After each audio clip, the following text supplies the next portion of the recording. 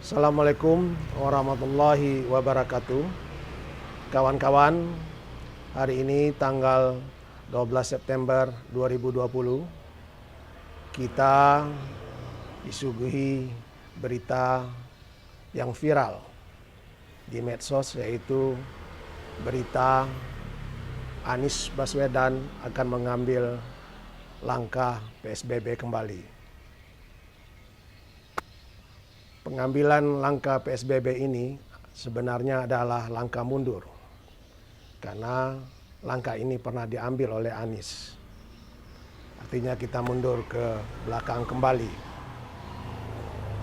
Tapi walaupun mundur, ini langkah yang baik. Langkah ini adalah langkah untuk menyelamatkan warga Jakarta, menyelamatkan nyawa warga Jakarta. Walaupun langkah ini banyak mendapat pertentangan dari kubu-kubu atau pihak-pihak yang kurang senang dengan Anies, ataupun dari warga Jakarta sendiri. Seperti dari Airlangga Hartarto mengatakan bahwasannya indeks harga saham gabungan turun, anjlok, semenjak Anies mengumumkan akan mengambil langkah PSBB. Pernyataan Airlangga ini perlu dikaji, karena apakah benar karena pengumuman langkah PSBB Anies atau ada variabel lain. Karena sebelum langkah yang diambil oleh Anies ini, langkah PSBB ini, ada berita 59 negara menolak atau tidak menerima warga negara Indonesia di negaranya. Begitupun sebaliknya. Warga negara 59 negara tersebut tidak membolehkan warga negaranya pergi ke Indonesia. Apakah berita ini tidak mempengaruhi indeks harga saham? Dan ada juga berita rencana pembentukan Dewan Moneter. Artinya, pembentukan Dewan Moneter ini menyebabkan Bank Indonesia tidak independen. Apakah ini tidak mempengaruhi harga saham? Jadi, kalau kita mau kaji, banyak variabel yang menyebabkan harga saham ini anjlok.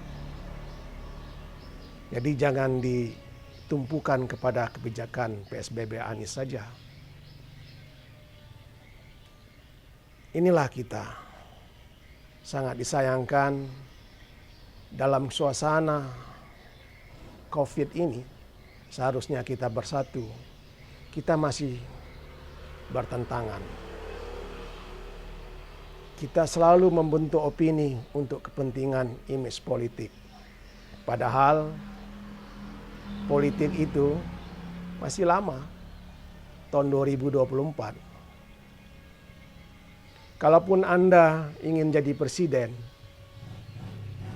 berbuat baiklah. Selesaikanlah COVID ini.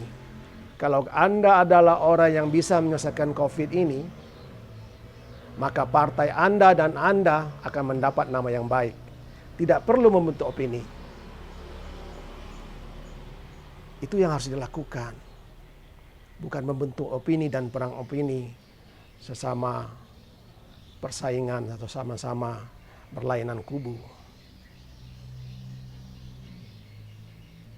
PSBB Anies kali ini agak sulit untuk melaksanakannya. Kenapa? Karena pada masa PSBB transisi, masyarakat Jakarta sudah terbiasa kembali nongkrong di kafe, nongkrong di mall. Dan banyak di antara mereka yang nongkrong ini, mereka terbebas atau tidak kena COVID-19. Untuk menggiring mereka kembali diam di rumah itu agak sulit. Ditambah masyarakat Jakarta adalah masyarakat yang tidak betah di rumah.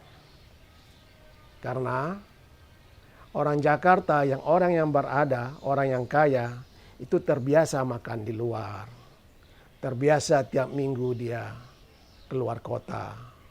Sementara orang yang kurang berada, orang yang kurang mampu, rumahnya kecil. Rumahnya tipe 21. Kadang-kadang tidur bergantian. Sang adik, ibu dan ayah tidur malam. Sang kakak bertiga orang tidur siang hari setelah begadang semalaman. Karena keadaan itu. Jadi itu yang membuat warga Jakarta tidak betah di rumah. Ini tantangan buat Anies. Di samping masyarakat Jakarta untuk diam di rumah itu mereka tidak disiplin. Tidak ada keinginan atau tidak ada kesenangan untuk diam di rumah.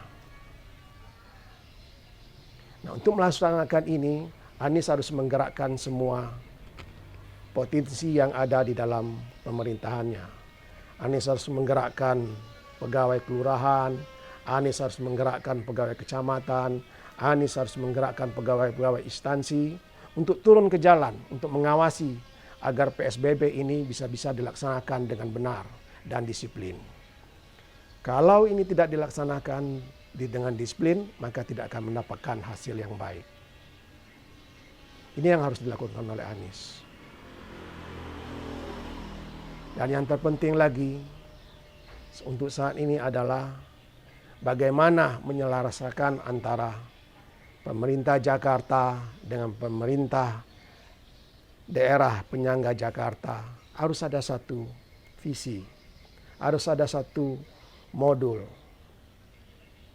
Begitu juga dengan pemerintah pusat. Kalau hanya Jakarta mengadakan PSBB, akan sulit ini akan berhasil.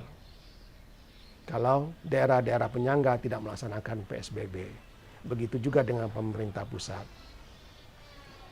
Harusnya dalam kondisi COVID ini, mari duduk bersama, lepaskan ego, tekan ego, tinggalkan kepentingan politik, tinggalkan kepentingan image. Mari bekerja semuanya, Pemda daerah, pemerintah daerah, penyangga dan pemerintah daerah seluruh Indonesia, pemerintah pusat dan pemerintah Jakarta, bagaimana harus bersatu, satu modul melawan, memerangi COVID ini. Kalau kita berbeda dalam menangani COVID ini, maka akan sulit kita bebas dari COVID. Dan yang terpenting buat masyarakat Jakarta adalah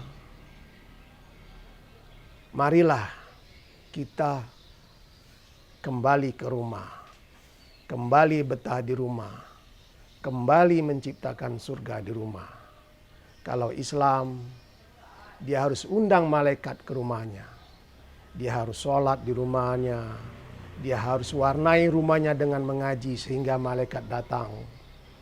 Sehingga ada kenyamanan dan ketenangan tinggal di rumah. Walaupun rumah itu sempit, bertipe 21. Dalam mengatasi COVID ini adalah kita harus berusaha melawannya. Berdoa, minta sama Allah, setelah itu tawakal. Serahkan semuanya kepada Allah. Setelah berusaha, berdoa, setelah itu kita tawakal. Serahkan semuanya kepada Allah.